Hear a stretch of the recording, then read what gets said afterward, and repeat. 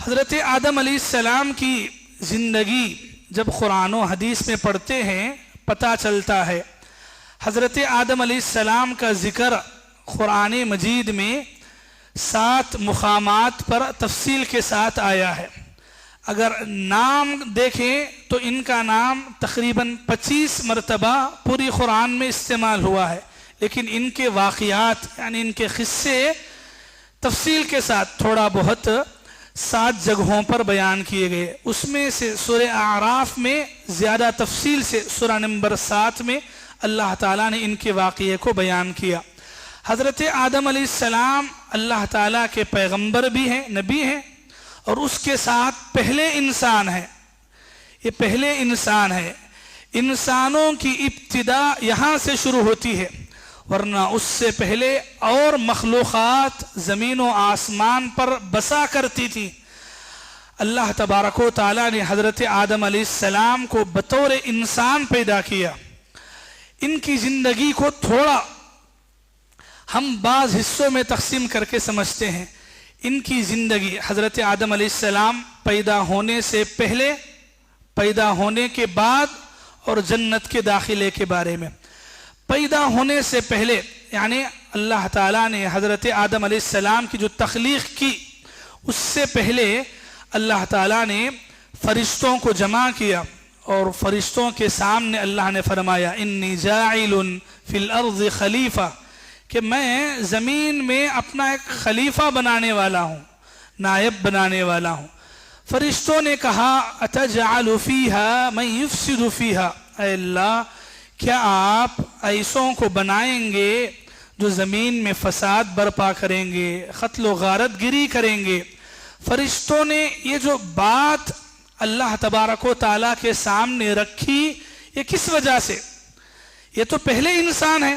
ہاں، سوال یہ ہے کہ یہ پہلے انسان ہے تو انہوں نے کیوں کہا ایسا؟ تو اس بارے میں حضرت ابن عباس رضی اللہ عنہما کی ایک روایت ہے جس میں بات موجود ہے کہ زمین پر حضرت آدم علیہ السلام کی تخلیق سے پہلے تقریباً 2000 سال قبل جنات کا بسیرا تھا۔ وہ زمین پر رہا کرتے تھے اور زمین پر انہوں نے جو قتل و غارت گری، جو فساد، جو خون، جو ظلم مچا کے رکھا تھا، وہ ساری چیزوں کو سامنے رکھ کر فرشتوں نے اللہ تبارک و تعالیٰ کے سامنے بات رکھی کہ جب یہ سب کچھ دیکھا گیا ہے تو پھر ایسے ایک اور نسل کو تخلیق کرنا کہ کہیں ان کی وجہ سے زمین میں شر و فساد نہ ہو۔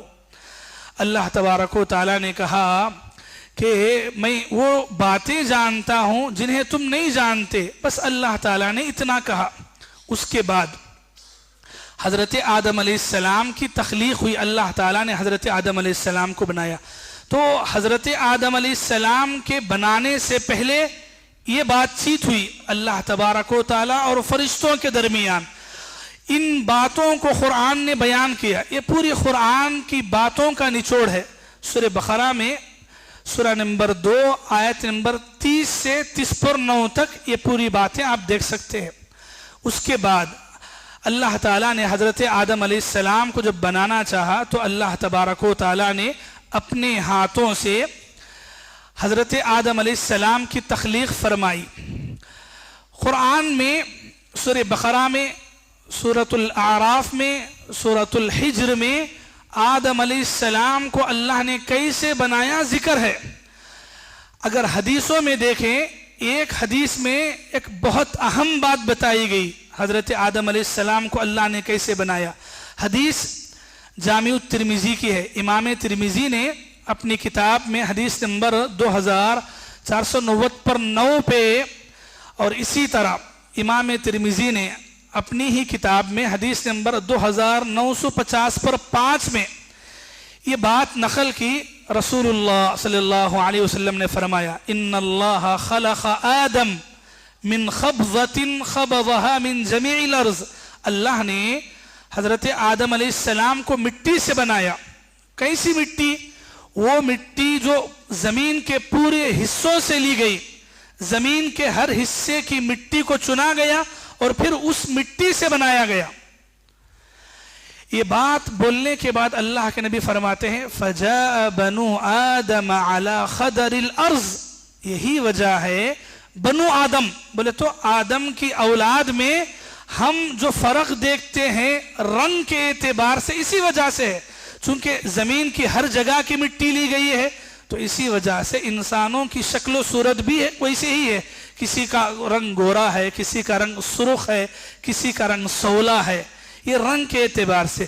طبیعت کے اعتبار سے دیکھیں تو مٹی کی جیسی طبیعت الگ ہے، بعض مٹی نرم ہوتی ہے، بعض ریتیلی ہوتی ہے، بعض گھٹ اور سخت مٹی ہوتی ہے، طبیعت کے اعتبار سے انسانوں میں بھی ویسا ہی ہے، بعض انسان خوش مزاج ہوتے ہیں، بعض انسانوں کی طبیعت میں سختی ہوا کرتی ہے، ویسے ہی جیسے مٹی کی طبیعتیں الگ الگ ہیں۔ یہ رسول اللہ صلی اللہ علیہ وسلم نے فرمایا۔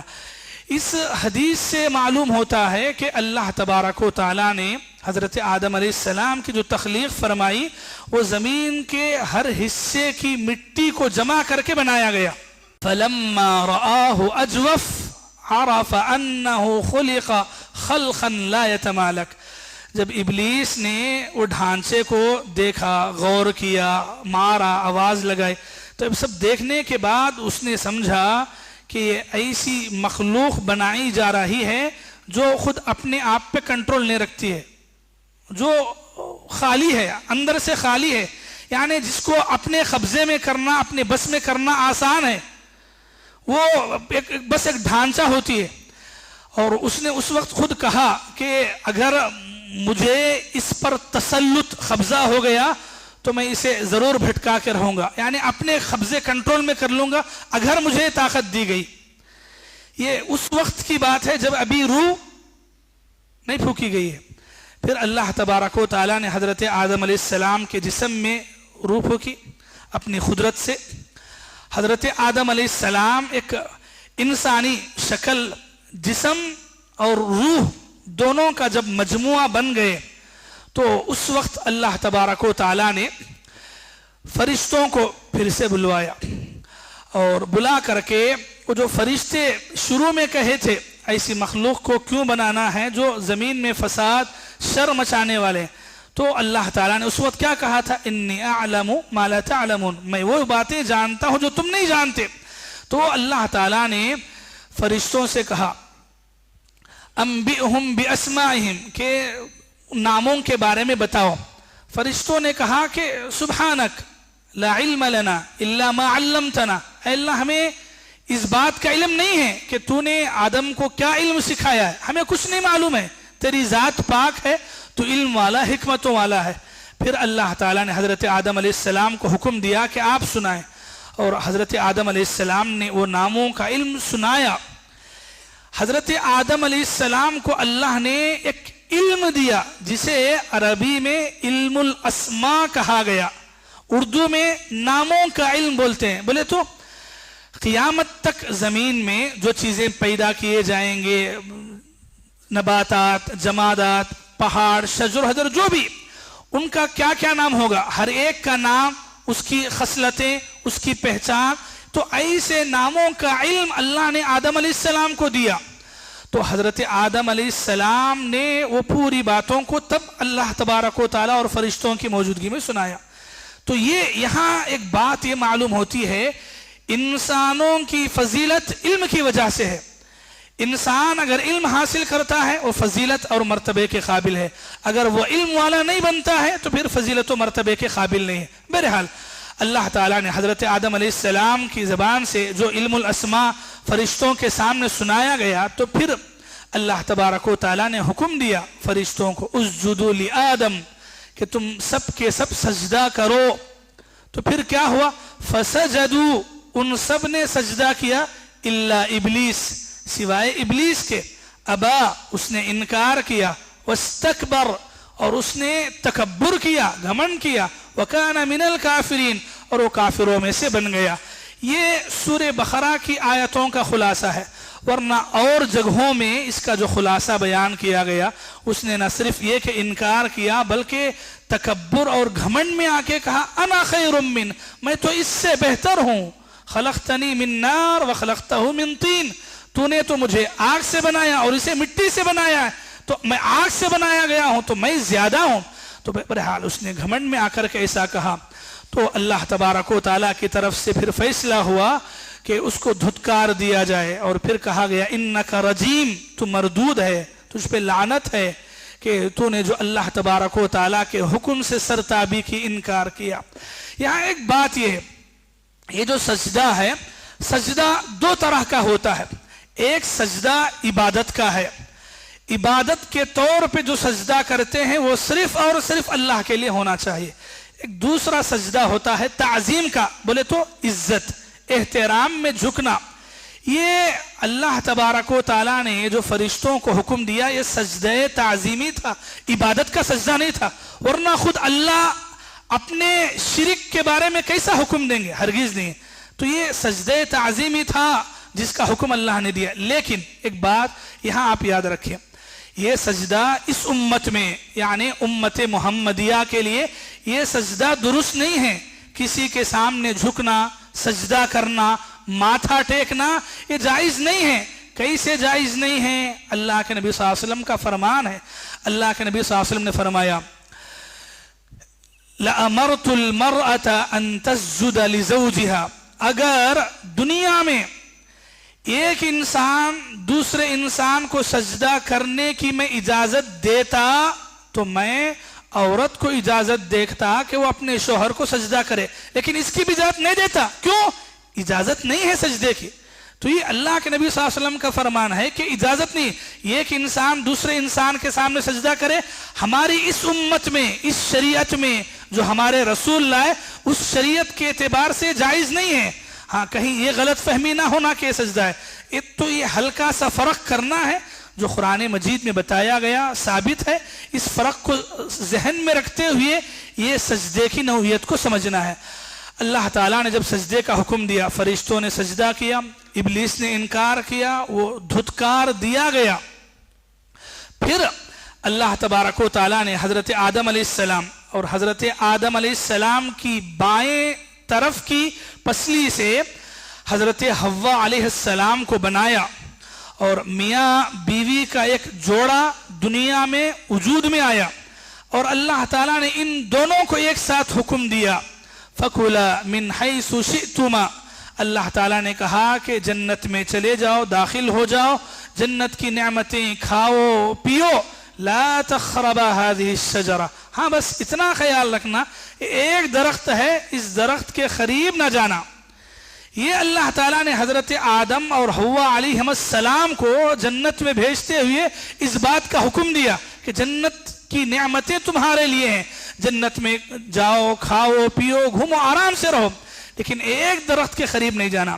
تو یہاں ابلیس جو دھتکار دیا گیا وہ بڑے مقرب یعنی قریبی لوگوں میں سے تھا، اللہ تعالیٰ کے قریب رہنے والوں میں سے تھا، اور اسے آدم کی وجہ سے دھتکار دیا جانا، ذلیل کرنا، رسوا کیا جانا اسے اتنا چبا کہ اس نے اللہ تعالیٰ سے مہلت بھی مانگی کہ مجھے انظرنی الی یوم یبعثون، قیامت کے دن تک اے اللہ مجھے مہلت دے، میں اسے اور اس کی پوری نسل کو بھٹکا کے رکھوں گا.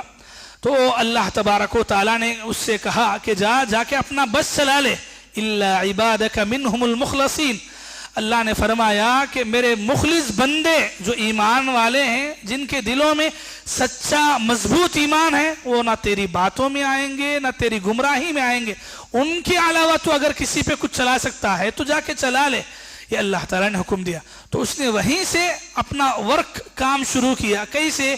آدم علیہ السلام کو اب جنت سے نکالنا ہے. تو اس نے کیا کیا؟ قرآن نے کہا فوسوس الیہ الشیطان. شیطان آدم علیہ السلام کے دل و دماغ میں یہ وسوسہ پیدا کیا. کیا وسوسہ؟ قال یا آدم هل ادلک علی شجرۃ الخلد وملک لا یبلی. یہ جو درخت ہے یہ درخت کے قریب اللہ نہیں جانا کیوں بولے؟ اتنی جنت کی نعمتیں کھا سکتے، ایک درخت کے قریب جانا کیوں نہیں بولے ہیں؟ تو اس نے سورۃ الاعراف میں سبحان اللہ اللہ نے اس واقعے کو بیان کیا.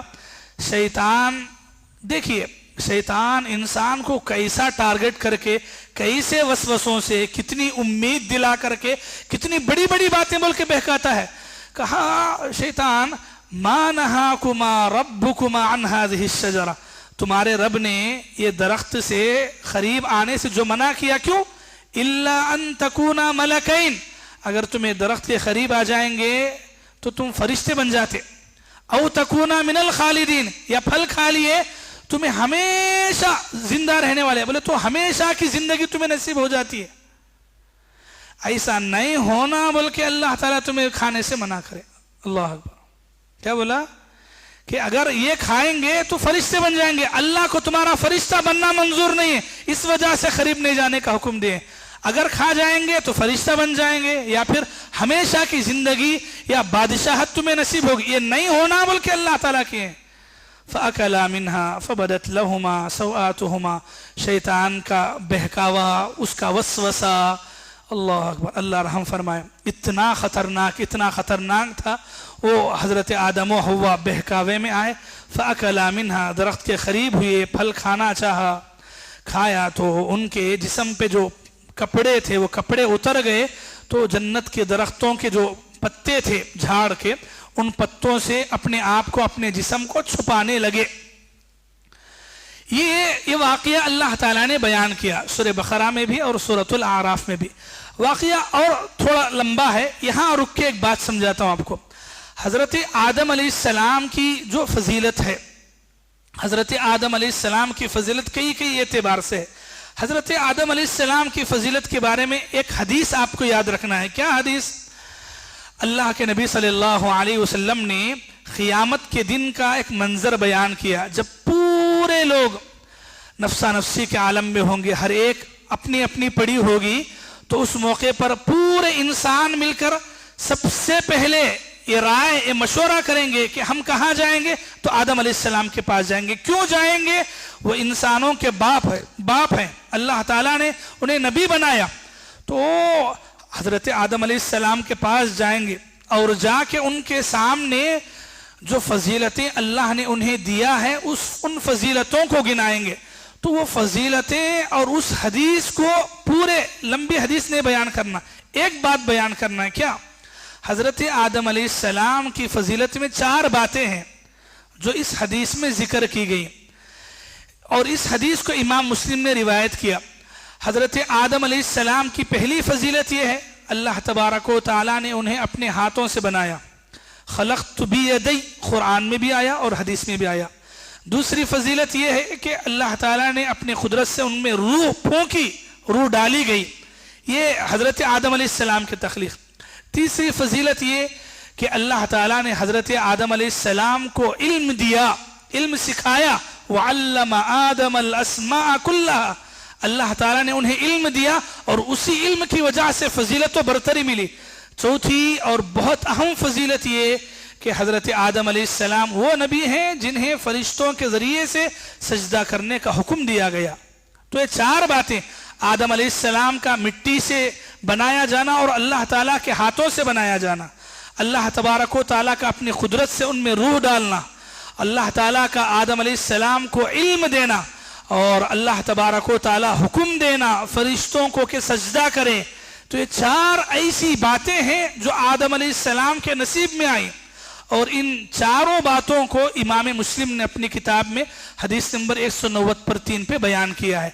तो ये 4 फजीलतें हज़रत आदम अलैहिस्सलाम की याद रखें, और इसके साथ फिर ये जो जन्नत में उनके साथ जो कुछ हुआ, जन्नत में अल्लाह तबारक व तआला ने उन्हें हर किस्म की आज़ादी दी, लेकिन एक दरख्त से मना किया, तो फिर उसी दरख्त के बहकावे वसवसे में शैतान ने उन्हें डाला जाल में, और उसके नतीजे में, उसके अंजाम के तौर पर क्या हुआ, आगे चल करके जन्नत से उन्हें क्यों निकाला गया, जन्नत से निकालने के बाद उन्होंने क्या दुआ की, क्या इसकी कुछ हकीकत है कि आदम अलैहिस्सलाम से जब गलती हुई तौबा करे तो फिर अल्लाह के अर्श के पास मोहम्मद रसूलुल्लाह लिखा हुआ देखे, इसकी हकीकत क्या है, इंशाअल्लाह कल के दर्स में इस पर हम बात करेंगे। दुआ है रब्बुल आलमीन से अल्लाह ताला हम तमाम को पैगंबरों की ज़िंदगियाँ सुनने, समझने और इनके मुताबिक अपनी ज़िंदगियाँ बनाने की तौफीक अता फरमाए।